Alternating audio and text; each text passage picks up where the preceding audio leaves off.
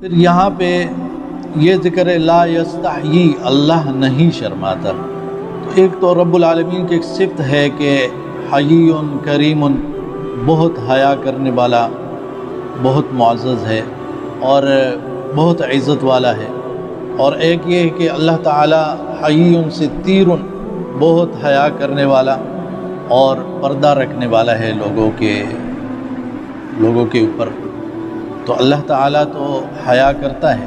یہاں ہمارے کہ اللہ حیا نہیں کرتا، تو اصل میں مقصد یہ ہے کہ حق بیان کرنے سے اللہ حیا نہیں کرتا، شرماتا نہیں ہے. لا یستحیی، اور یہ سورہ احزاب میں بھی ذکر ہے واللہ لا یستحیی من الحق، اللہ حق بیان کرنے سے نہیں شرماتا. صحابیات بھی نبی صلی اللہ علیہ وسلم سے مسائل پوچھتی، تو کچھ صحابیات سے یہ ذکر ہے کہ انہوں نے اس آیت کا حوالہ دیا کہ اللہ حق بات سے نہیں شرماتا.